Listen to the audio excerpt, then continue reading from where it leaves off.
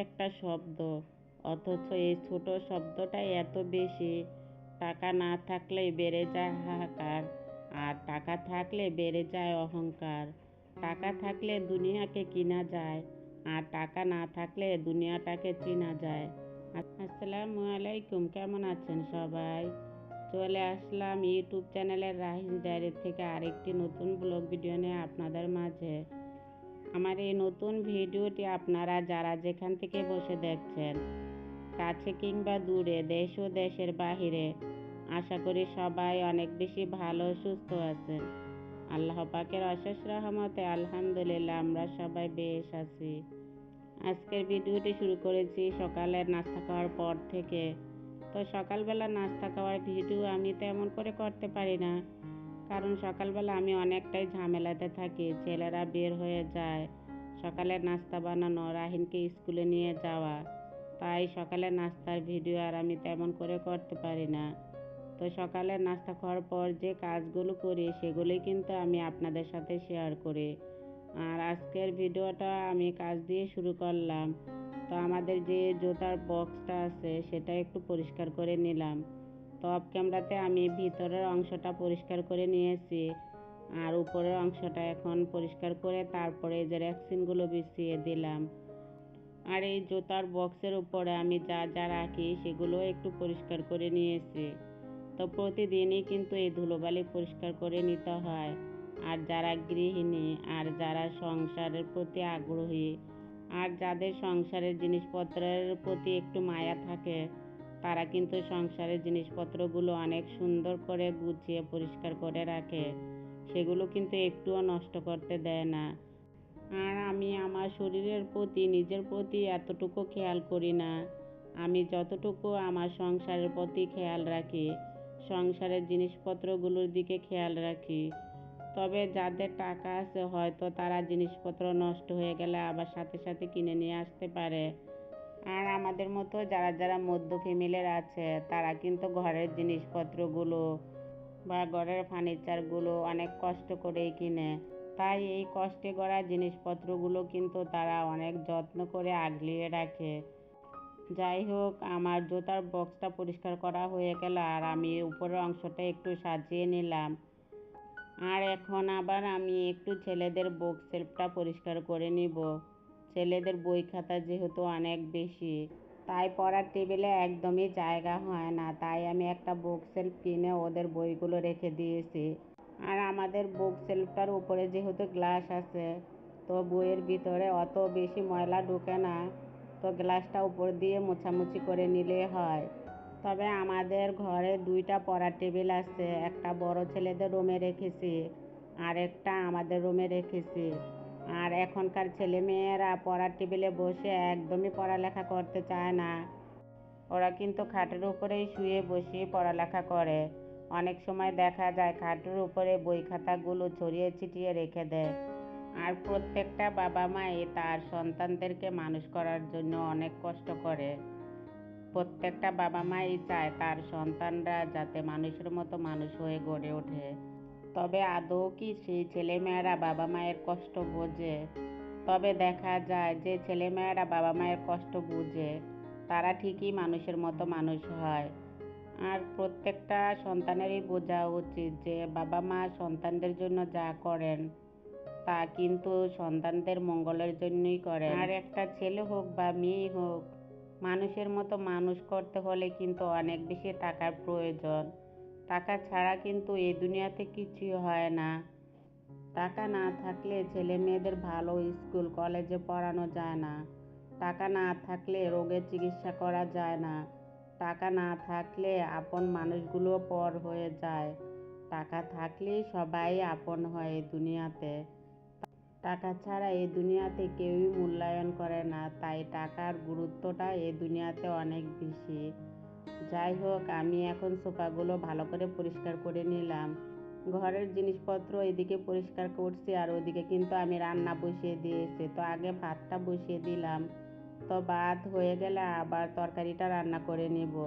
যেহেতু আজকে আমি একটু বাহিরে যাব, তো বাহিরে বলতে কি ব্যাংকে যাব কিছু টাকা রাখতে। আর আপনাদের সাথে আজকে আমি তাই শেয়ার করব কিভাবে আমরা মধ্যবিত্ত হয়ে আমাদের সংসারটাকেও সুন্দর করে চালাই, আবার কিছু কিছু টাকা জমা রাখি। আর সেই টাকা আমরা কিভাবে জমা রাখি সেগুলি আজকের ভিডিওতে আমি দেখাবো। যেহেতু আমরা মধ্যবিত্ত, তো আমাদের কিন্তু একটু বুঝে শুনেই চলতে হয়। বুঝে শুনে না চললে কিন্তু আর আমাদের সংসারটা চলে না। আর আপনাদের ভাইয়া কিন্তু মার্কেটে ব্যবসা করে, যেহেতু মার্কেটে অনেক দোকানদার আছে। আর সব দোকানদাররা মিলে একটা সমিতি করে, তো সমিতিতে কিন্তু 12টা বা 13টা নাম থাকে, আবার এর বেশিও নাম থাকে। তবে প্রতিজন যদি 200 টাকা করে দেয়, তাহলে দেখা যায় এক মাসে 6,000 টাকা হয়ে যায়। আর এইভাবে যদি 12টা বা 20টা নাম হয়, তাহলে কিন্তু অনেকগুলি টাকা প্রতিদিন জমা হয়। আর এই প্রতিদিনের জমানো টাকাগুলো দিয়ে মাসে একটা লটারি ছাড়ে। তবে যার নামটা ওঠে সে কিন্তু সেই সব টাকাগুলো নিয়ে যায়। তো যাই হোক, আপনাদের ভাইয়া কিন্তু মার্কেটে এরকম করে অনেকবারই লটারি ধরেছিল। আর আমি কিন্তু আগে আপনাদের সাথে একটা ভিডিও শেয়ার করেছি যে আপনাদের ভাইয়া লটারি পেয়েছিল, সেই লটারি টাকা দিয়ে আমি ওয়াশিং মেশিন কিনেছি। আর এবারের টাকাগুলো যে পেয়েছে সেগুলো কিন্তু আমি ব্যাংকে রেখে দিব। এখন যেহেতু আমার ঘরের জিনিসপত্র মোটামুটি সব আছে, তাই এখন কিছু কিনবো না, এই টাকাগুলো ব্যাংকে রেখে তারপরে টাকাগুলো বাড়াবো। আবার যখন আপনাদের ভাইয়ার ব্যবসার কাজে টাকাগুলো লাগবে, তখন কিন্তু সে ব্যাংক থেকে তুলে নিয়ে আসবে ব্যবসা করার জন্য। তো ব্যবসা করলে কিন্তু টাকার অনেক বেশি প্রয়োজন হয়। টাকা ছাড়া কিন্তু একদমই ব্যবসা করা যায় না। যত টাকা আপনি ব্যবসাতে লাগাবেন ততই কিন্তু লাভ হবে। যাই হোক, ঘরগুলো গুছিয়ে আমি এদিকে রান্নাটা বসিয়ে দিলাম। ভাত যেহেতু হয়ে গেছে, তো ভাবলাম তরকারিটা রান্না করে নেই। যেহেতু বাইরে যাব, আস্তে আস্তে আবার একটু দেরি হয়ে যাবে, তাই রান্নাটা সেরে গেলে আমার মনে হয় যে ঘরে এসে আমি একটু রেস্ট নিতে পারবো। আর যদি কেউ ধৈর্য সহকারে এতক্ষণ আমার ভিডিওটির সঙ্গে থেকে থাকেন, আর যদি আপনারা আমার ভিডিওতে ছোট্ট একটি লাইক দিতে ভুলে যান, তাহলে প্লিজ ছোট্ট একটি লাইক দিয়ে আমার ভিডিওটি কন্টিনিউ করে নেবেন। আপনাদের ছোট্ট একটি লাইক আপনাদের মতো আরও অনেকের কাছে আমার ভিডিওটি পৌঁছাতে সাহায্য করবে। আর যদি আজকে আমার ভিডিওটি কেউ আপনারা প্রথমবারের মতো দেখে থাকেন, আর ভিডিওটি দেখতে দেখতে যদি আমার ভিডিওটির কোনো অংশ আপনাদের কাছে এতটুকু ভালো লাগে, তাহলে আমার চ্যানেলের পাশে থেকে যেতে পারেন। পাশে থাকা বেল বাটন অপশনটা প্রেস করে নিতে পারেন।